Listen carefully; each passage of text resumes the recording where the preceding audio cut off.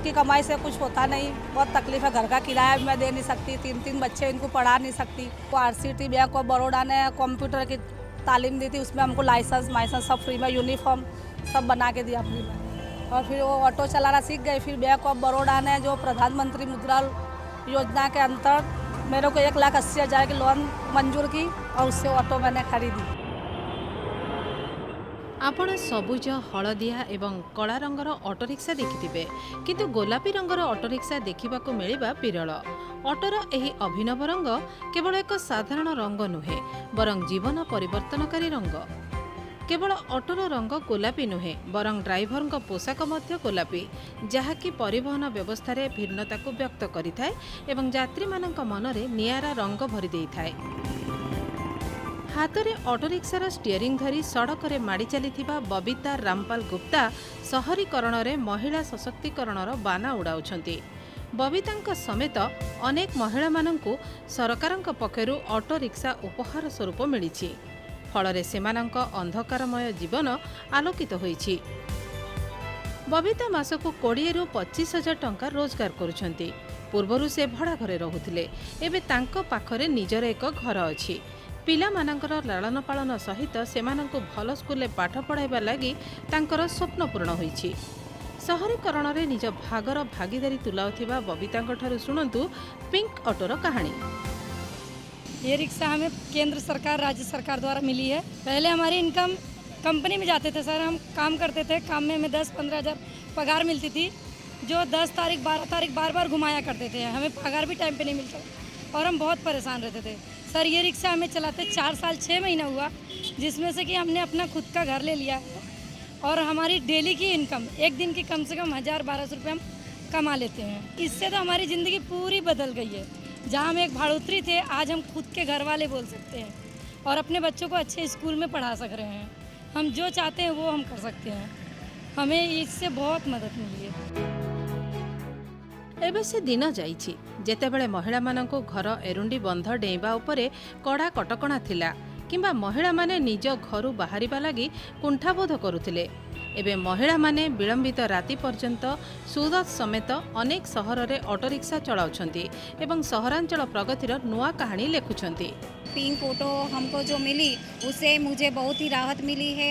अभी बच्चों को भी मैं बहुत अच्छे से हम पढ़ा सकते हैं, उनको ट्यूशन भी करवा सकते हैं। हम पहले बड़े के घर में रहते थे, अभी अपना खुद का घर भी ले लिया है और हमारी जो आर्थिक परिस्थिति जो है वो पहले से पिंक ऑटो चलाने से पहले से ज़्यादा बेहतर बन गई है, बहुत अच्छी बन गई है। गुड गवर्नांस एक सुंदर झलक एही चमत्कार प्रयास रे देखिबाकू मिलिथाए। सहरर विधि व्यवस्था ठीक रहिले सुशासन तृणमूल स्तर रे प्रतिफलित होइथाए। साधारण ऑटो रिक्शा रे यात्रा करिबा लागि किछि महिला असहज अनुभव करिथांती, किंतु सुरक्षा सह सालिस न करी ऑटो रे यात्रा करिबाकू चाहुथिबा महिला मानक लागि पिंक ऑटो एक भल विकल्प भाबे उभा होइछि। मैं कॉलेज जाने के लिए घर से निकलती हूँ तो मुझे अच्छा फील नहीं होता है, रिक्शा पकड़ने में बहुत तकलीफ होती है। फिर बाद में मुझे पिंक ऑटो दिखती है। पिंक ऑटो में बैठना मैं ज़्यादा पसंद करती हूँ क्योंकि वो लेडीज़ की होती है और उसमें सारे गर्ल्स बैठे रहते हैं। रास्ता रे महिला मानक सुरक्षा को नहीं नाना प्रश्न उठी थाए, किंतु महिला माने निज ऑटो चलाई निज स्वावलंबनर परिचय देउछंती। यह देश पई एक शुभ संकेत। सेवा समर्पण एवं सुशासनर 20 वर्षर स्वर्णिम यात्रा कारणरू यह संभव हो पारिछि। गुजरातर मुख्यमंत्री हेबाठारू आरंभ करी देशर प्रधानमंत्री हेबा पर्यंत यात्रा रे प्रधानमंत्री मोदी सामग्रिक विकास को एक नुआ सोपान ने पहुंचाई पारिछंती। एहार सुंदर झलक प्रथमे गुजरातर विकास मॉडल ले देखिबाकू मिलिथिला। एबे सारा देश गुजरातर विकास मॉडल को अपनाई नूतन कीर्तिमान स्थापन करुछि। प्रधानमंत्री नरेंद्र मोदी 2014 रे प्रचंड बहुमत सहित केंद्र रे क्षमता को आसीबा परे गरीबों प्रति निजर प्रतिबद्धता व्यक्त करथिले। एहार फलस्वरूप आज समाजर अंतिम सोपान रे छिड़ा होइथिबा लोकमाने मध्य प्रगतिर मुख्यधारा सह जोड़ी होई पारिछंती। मैं गवर्नमेंट को पूरी तरह से सपोर्ट करती हूँ। Modi government is doing a great job. उन्होंने बहुत कुछ किया है। My salute. गोटे सहर निर्माण गठन एवं प्रतिष्ठारे गरीब एवं श्रमिक मानकर श्रमर महत्वपूर्ण भूमिका रही। एही श्रमिक माने निज पई एक दुनिया गढ़ी पारंती नाही, किंतु सहर गढ़िबारे एमानकर सारा जीवन बीती थाए। केवल एमानक जोगु ही एक स्वप्नर सहर निर्माण संभव हुए। किंतु एबे श्रमिक एवं गरीब मानकु सेमानक झालर मूल्य ठीक भावे मिल पारुछि। सेमाने शहरीकरण यात्रा सामिल होई पारुछंती। सेमाने निजर एक दुनिया निर्माण करुछंती। साधारण हुंतु अबा असाधारण, निज पई एक बासगृहर आवश्यकता समस्तंकु थाए। विशेषकर मध्यवित्त परिवार निजर घरटीए पई वर्ष वर्ष धरी स्वप्न देखि थांती। किछि स्वप्न साकार हुए, आउ किछि स्वप्न भांगी जाए। समाजर अंतिम सोपान ने छिड़ा होइतिबा लोकमानक पई पक्का घरटीए पाइबा कोनोसी स्वप्न ठारू कम नथिला। किंतु प्रधानमंत्री नरेंद्र मोदी गरीबंक स्वप्न रे डेणा जोड़िले एवं सेमानंक स्वप्न साकार हेबा दिगरे उच्च उड़ाण भरिला। प्रधानमंत्री नरेंद्र मोदी दूरदृष्टि कारणरू यह संभव होई परिला। देशर गरीब माने मध्य पक्का घर पाई परिबे, एही आशा जगाइबारे से सफल हेले। 2022 सुधा देशर समस्त गरीबों को पक्का घर जोगाई देबा लगी प्रधानमंत्री मोदी स्वप्न रही। स्वाधीनतार 75तम वर्ष अर्थात 2022 सुधा देशर समस्त गरीब मानक पक्का घर उपलब्ध कराइबा लगी सरकार संकल्प एबे वास्तव रूप नेउछि। सरकार 2022 तक हर सिर पर छत देने का प्रयास कर रही है। जब आजादी के 75 साल हो तब हिंदुस्तान में कोई परिवार ऐसा न हो जिसका अपना घर न हो। आज जो मकान बन रहे हैं उनमें शौचालय भी है, सौभाग्य योजना के तहत बिजली भी है, उजाला के तहत एलईडी बल्ब भी लगा है, यानी एक पूरा पैकेज उनको मिल रहा है। इन घरों के लिए सरकार ब्याज में राहत तो दे ही रही है, पहले के मुकाबले अब घरों का एरिया भी बढ़ा दिया गया है। पेट पोषिबा पई एक अजणा सहर रे जणे अजणा अतिथिर आगमन सर्वप्रथमे निज पई एक बासस्थानर संधान करिथाए। एहा परे रोजगार पई दौड़ आरंभ होइथाए। निज पई घरटीए करिवार आशारे साधारण जनता निजर सारा जीवन बिताई देइथांती, किंतु सेमानको इच्छा मुताबक आश्रयटीए मिली न थाए।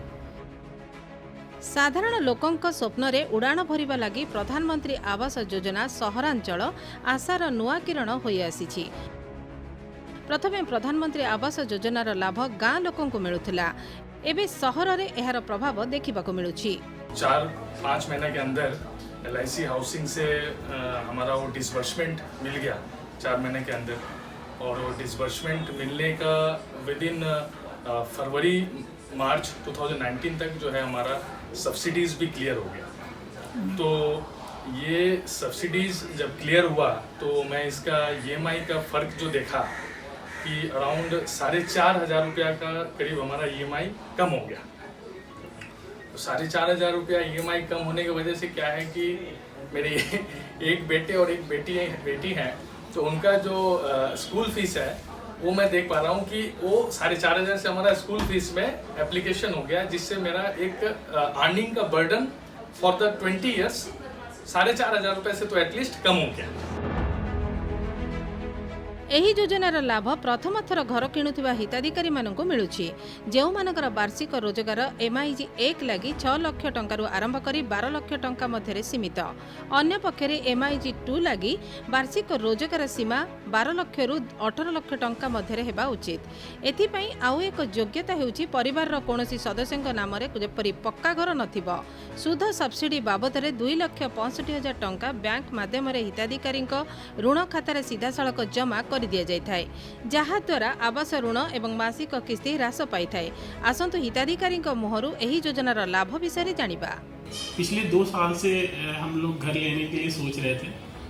हालांकि मैं एक न्यूली क्वालिफाइड चार्टर्ड अकाउंटेंट, तो फंड का स्टार्टिंग में थोड़ा सा इशू होता है। फिर जाके मुझे एक गवर्नमेंट ऑफ इंडिया के MIG स्कीम के बारे में पता चला, जिसके तहत हमें पता चला कि कुछ स्कीम है गवर्नमेंट की तरफ से कि हमारा कुछ इंटरेस्ट अमाउंट वेव ऑफ हो जाएगा। वैसे तो जब हमने अप्लाई किया था तब पता भी नहीं था, तब हमें एज ऑफ स्टार्ट हमें इसके बारे में कुछ नहीं आइडिया था। बट जब हमने लोन एप्लीकेशन डाली तब हमें बैंक की तरफ से ही पता चला, और एक नॉर्मल सा प्रोसेस था, एक नॉर्मल सा फॉर्म हमसे फिल कराया गया था। उसके बाद हमने ना कभी बैंक गए ना कभी कुछ पता किया, बस ऑटोमेटिकली कुछ महीने बाद हमारे अकाउंट से लोन अमाउंट कम हो गया। तो ऑल ऑफ सडन हमें इतनी खुशी मिली एक नॉर्मल मिडिल क्लास के लिए घर में बैठे हुए। कोरोना महामारी रे लॉकडाउन कारणरू सबुठ अधिक रोजगार संकट सेमानक पई सृष्टि होइतिला। जेउ माने उठा दुकान करथिले सेमानक आगरे भोकरे मरिबा भली समस्या सृष्टि होइतिला। उठा दुकानी मानकर कष्ट को बुझी भारत सरकार एक संवेदनशील निष्पत्ति नेले। प्रधानमंत्री स्ट्रीट भेंडर्स आत्मनिर्भर पांठी योजनार आरंभ कले। यह माध्यम समाजर अंतिम सोपान ने छिड़ा होइतिबा लोकमानक जीवन रे आलोक भरी देबा पई व्यापक प्रयास करागला। इस योजना को ऐसे ही इतना सरल बनाया गया है कि सामान्य से सामान्य व्यक्ति भी इससे जुड़ सके। इसमें टेक्नोलॉजी के माध्यम से ऐसी व्यवस्था की गई है कि रेहड़ी ठेले वाले साथियों को कागज जमा कराने के लिए लंबी लाइनें नहीं लगानी होगी। आप कॉमन सर्विस सेंटर में, नगर पालिका कार्यालय में, बैंक की ब्रांच में जाकर अपना आवेदन अपलोड कर सकते हैं। आवास एवं सहरांचल व्यापार मंत्रालय पक्षरु जून 2020 रे प्रधानमंत्री आत्मनिर्भर स्वनिधि योजनार शुभारंभ करा जायतिला। योजना अंतर्गत लॉकडाउन कारणरू प्रभावित होइतिबा उठा दोकानी मानकु निजर जीविका पुणी थरे आरंभ करिबा लागि सस्ता दर रे पुंजी ऋण जोगाई दियागला। एहार अंतर्गत 10,000 टंका पर्यंत ऋण लाभ व्यवस्था करागला, जहाकु गोटिए वर्ष रे मासिक किस्ती द्वारा परिशोध करबाकु होइताय। लॉकडाउन में हमारे 3 महीने 4 महीने गिराक नहीं हुआ, हमारे परेशानी है, गिराक प्रोटेक्शन नहीं हुआ पैसे, और खाने को भी नहीं मिला। हमारे को बहुत परेशानी है। सीएम स्वनिधि वाले हमारे को लोन दिए 10,000, और वो लोन दिए बाद में हमारे को मैं कारोबार अच्छा चल रहा मेरा। मैं पर्स बेल्ट चश्मे का व्यवसाय करता हूँ। प्रधानमंत्री स्वनिधि योजना से जो मेरे को 10,000 रुपये का लोन मिला, उससे मेरा धंधा वापस चालू हो गया है। मेरा परिवार और मैं सब बढ़िया व्यवस्थित कमा खा रहे हैं, और मेरा लोन 2 या 3 दिन में पास हो गया और पैसे मिल गए। इसके लिए मैं प्रधानमंत्री और मुख्यमंत्री का कोटि कोटि धन्यवाद करना चाहता हूँ। रास्ता कड़े सामग्री बिकुथिबा विक्रेता अर्थव्यवस्थार गुरुत्वपूर्ण अंग होइथांती। एही पथप्रांत विक्रेता माने सहर रहुथिबा लोकमानक घर पाखरे सस्ता दर रे सामग्री पहुंचाइबारे गुरुत्वपूर्ण भूमिका तुलाइथांती। एही पथप्रांत विक्रेता मानकु भिन्न भिन्न अंचल रे भेंडर, ठेलागाड़ी व्यवसायी, उठा दोकानी, रास्ताकड़ विक्रेता आदि कुहा जाए। एमाने रास्ता कड़े फल, पनीपरिबा, स्ट्रीट फूड, चा, पकुड़ी, ब्रेड, अंडा, पोशाक परिधान, जोता चप्पल, बही आदि सामग्री बिक्री करिथांती। सेलून, मोची, पान दुकान, लॉन्ड्री सेवा एथिरे शामिल रहिछि। लॉकडाउन में मेरा धंधा बंद होने से परेशानी हुई। सरकार से मुझे मुफ्त अनाज मिला। इसके बाद मैंने प्रधानमंत्री स्वनिधि योजना में 10,000 रुपये का लोन लिया, जिससे मुझे ब्याज माफ़ है। आज मेरा परिवार खुश है और मेरा लोन 2 दिन में पास हो गया। मैं प्रधानमंत्री और मुख्यमंत्री जी का धन्यवाद करता हूँ। एक सुंदर सहर निर्माण रे सुगम यातायात और परिवहन व्यवस्था अत्यंत गुरुत्वपूर्ण। 2010 दशक प्रधानमंत्री मोदी जेतेबेले गुजरात मुख्यमंत्री भावे राज्यर दायित्व संभाळिले, सेतेबेले गोटे 2टी सहर को छाड़ीदेले देशर अन्य सहर रे मेट्रो रेल सेवा प्रायतः नथिला। 2014 रे मात्र 5टी सहर रे मेट्रो रेल सुविधा थिला। आज 18टी सहर रे मेट्रो रेल सेवा संपूर्ण कार्यकारी हेउछि। 2025 सुधा 25 रु अधिक सहर रे एही सेवार विस्तार पई कार्य जारी रहिछि। मुख्यमंत्री ठारू आरंभ करी प्रधानमंत्री भावे दायित्व नेबा पर्यंत यात्रा रे निजर दूरदर्शिता एवं परिकल्पना बल रे प्रधानमंत्री मोदी सारा देश रे मेट्रो रेल सेवार जाल बिछाई दैछन, जहाँ शहरीकरण को शीर्ष रे पहुंचाइछि। पहले की सरकारों की जो अप्रोच थी, हमारी सरकार कैसे काम कर रही है, इसका बेहतरीन उदाहरण क्या फर्क था, ये बहुत भली भांति देश में मेट्रो नेटवर्क का विस्तार से पता चलता है। 2014 से पहले के 10-12 साल में सिर्फ 225 किलोमीटर मेट्रो लाइन ऑपरेशनल हुई थी। वहीं बीते 6 साल में 450 किलोमीटर से ज्यादा मेट्रो नेटवर्क चालू हो चुका। इस समय देश के 27 शहरों में 1000 किलोमीटर से ज्यादा के नए मेट्रो नेटवर्क पर काम चल रहा है। एमिति एक समय थिला जेतेबेले दिल्ली भले बड़ महानगरे ब्लू लाइन बस रे लोकमानंकु धक्का खाइबाकु पडुथिला। बस रे महिला मानंक सह लूट एवं छिनताई भली घटना घटिबा अति साधारण कथा थिला। किंतु एबे समय बदली जाइछि एवं दिल्ली रे मेट्रो रेल नेटवर्क लोकमानंक हृदय रे राज करुछि। महिला मानंक पई अलगा बकी अछि जेउथिरे महिला माने भयमुक्त होई यात्रा करि पारुछंती। दिल्ली रे हुए तो एमिति गोटे इलाका नथिबो जेउठी मेट्रो रेल पहुंची नथिबो किंबा मेट्रो रेल संप्रसारणर कहानी लेखा होई नथिबो। मोदी जी जो कर रहे हैं वो हमारे देश के लिए कर रहे हैं और मुझे लगता है कि ये एक सही रास्ता है और जिससे कि सारे लोगों को जो इतना ऑटो जो करना पड़ता है, टैक्सी करना पड़ता है, जो इससे लोग ट्रांसपोर्ट से परेशान होते हैं, तो ये एक सही ऑप्शन होता है मेट्रो का। मोदी जी ने जो इनिशिएटिव लिया है कि हर शहर को थोड़ा मेट्रो देने के लिए जो किया है, बहुत ही सही डिसीजन लिया है क्योंकि हर शहर में हर बच्चों को वही प्रॉब्लम हो रही है। ट्रैवलिंग की इश्यूज़ हैं, ट्रैफिक इश्यूज़ हैं और सेफ्टी सिक्योरिटी इश्यूज़ हैं। तो ऑब्वियसली बात है वो एक शहर से तो काम नहीं चलेगा। अगर आपको पूरे इंडिया को अगर आगे बढ़ाना है तो हर शहर में ये चीज़ों को लागू करना पड़ेगा। जिस हिसाब से पहले देखा और अब में काफ़ी चेंजेस है और अच्छी बात है और आगे भी ऐसे ही होना चाहिए। आज बिहार एवं उत्तर प्रदेश भली राज्य रे मध्य मेट्रो रेल लाइन बिछा होईछि। दिल्ली एनसीआर समेत सारा देश रे मेट्रो नेटवर्क द्रुत गति रे संप्रसारित हेउछि। वर्तमान 27टी शहर रे 1058 किलोमीटर मेट्रो नेटवर्क निर्माण काम चली। निर्माण कार्य संपूर्ण हेबा परे देश रे 1779 किलोमीटर पर्यंत मेट्रो नेटवर्क संप्रसारित होइजिबो। वर्तमान देशर 18टी शहर रे 271 किलोमीटर नेटवर्क रे मेट्रो परिचालना हेउछि। मेट्रो सुविधा से लोग इजीली कनेक्ट कर पा रहे हैं। जो ये बड़े तरीके से मेट्रो कनेक्ट हो रही है तो दूर दराज स्थानों पे भी लोग जॉब करने का सोच रहे हैं। Transportation system metro is better than other transportation system. ये टाइम से पहुंच जाते हैं। मेट्रो भी जाने से लोग अपने आसानी से ऑफिस, कॉलेज, यूनिवर्सिटी और तमाम जगहों पर सही समय पर पहुंच जाते हैं। और ये जो अभी बिछ रहा है इससे पहले भी बिछाने की ज़रूरत थी क्योंकि तमाम देशों में पहले ही मेट्रो बिछ चुका है, लेकिन हमारा देश अभी विकसित हो रहा है। लेकिन अच्छी बात यह देर ही है लेकिन दुरुस्त है। कोरोना महामारी काल रे जेतेबेले सबु किछि ठप होई जाइतिला से समय रे भारतीय रेल निज गुरुदायित्व खूब भल भाबे निर्वाह करुथिला। सारा देश रे लक्षाधिक श्रमिक बड़ सहर रे फसी रहितिले जो माने निज परिजन मानक ठारू दूरेई जाइतिले। भारतीय रेल परिजनक ठारू पृथक होई जाइतिबा यात्री माननको सेमानक गृह जनपद निकट पहुंचाइबा लागि श्रमिक स्पेशल ट्रेन चलाइला एवं लक्षाधिक श्रमिक मानकु सेमानकर प्रियजनक साक्षात कराइबारे बड़ भूमिका निर्वाह कले।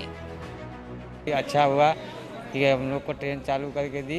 हम लोग गांव जा रहे हैं, हम लोग को बहुत खुशी हो रही है कि हम अपने गांव पहुंच जाएं। यह व्यतीत कनेक्टिविटी क्षेत्र में भारतीय रेल अनेक प्रगति हासिल करिछि। विमान भली अत्याधुनिक सुविधारे परिपूर्ण ट्रेन चलाचल करी यात्री माननको विगत किछि वर्ष मध्यरे अनेक उपहार दैछि। गतिमान एवं वंदे भारत भली semi high speed train Bharat रे बुलेट ट्रेन पई आशा उज्जीवित करिछि। भारतीय रेल आगामी दिन में परिवर्तनशील भारत रे परिवर्तनशील चित्र उपस्थापन करने लगी आतुर रही। स्टेशंस में भी काफ़ी सफाई है।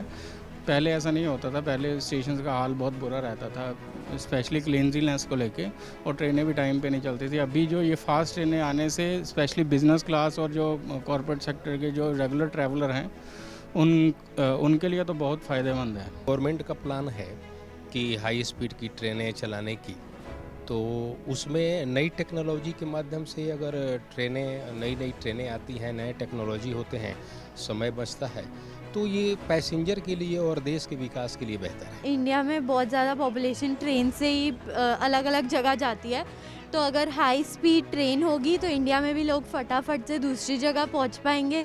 जैसे पहले ट्रेन डिले बहुत होती थी तो लोगों का बहुत टाइम वेस्ट होता था, इसलिए इंडियन रेलवे उतना बेस्ट नहीं था, बट अब it is coming to compete with the other countries also. Vande Bharat और गतिमान ट्रेन जो है वो फास्ट चलती है, बट बुलेट ट्रेन उससे भी फास्ट है और बेटर है। और जो आज की जनरेशन है वो अब एयरप्लेन में जाने की कोशिश करती है क्योंकि बहुत फास्ट होती है और ट्रेन्स बहुत स्लो होती हैं, तो इसलिए अगर बुलेट ट्रेन्स आ जाएंगी तो बहुत फास्ट चलेंगी जो हैं, तो इसलिए बहुत आगे की जनरेशन उसको प्रेफर करेंगी। अगर वंदे भारत जैसी ट्रेन्स और भी आती हैं, बुलेट ट्रेन्स आती हैं, तो डेफिनेटली हमारा जो इकोनॉमी है उसको भी बहुत फ़ायदा होगा।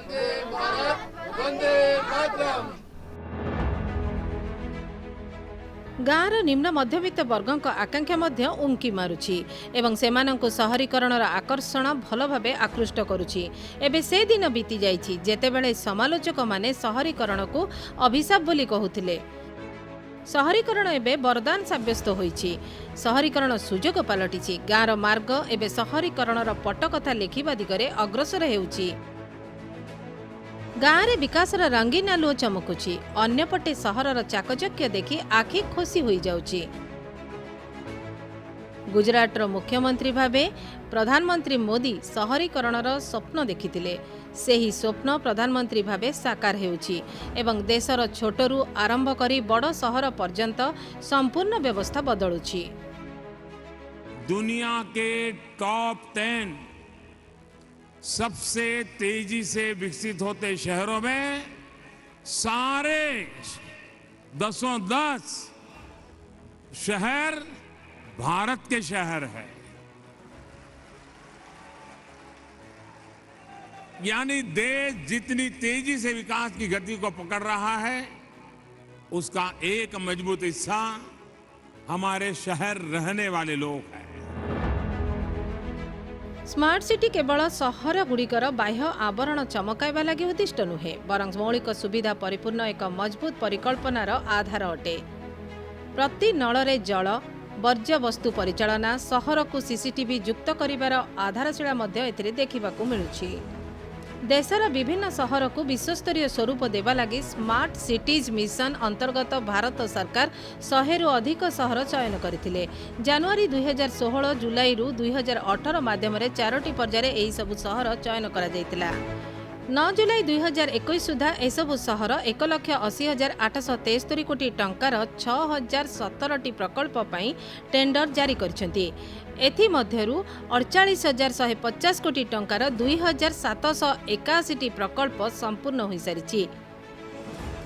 देशर 100टी स्मार्ट सिटी अत्याधुनिक सुविधारे परिपूर्ण होई अस्तित्व को आसिले देशर प्रधान सेवकंक सामाजिक न्याय स्वप्न पूर्ण हेबो। सहर चमकिले समाजर अंतिम व्यक्ति मध्य रोजगार पाई लाभान्वित हेबे। सेमानंकु न्याय मिलिबो, विकास सह जोड़ी हेबा लागि सुजोग मिलिबो। जणे कुशल प्रशासक एवं स्वप्नद्रष्टा राजनेता भारतर प्रधानमंत्री नरेंद्र मोदींक दूरदर्शिता कारणरू गाँ, गरीब, कृषक एवं समाजर अंतिम भाग आज शीर्ष विकास दिगरे अग्रसर हेउछि।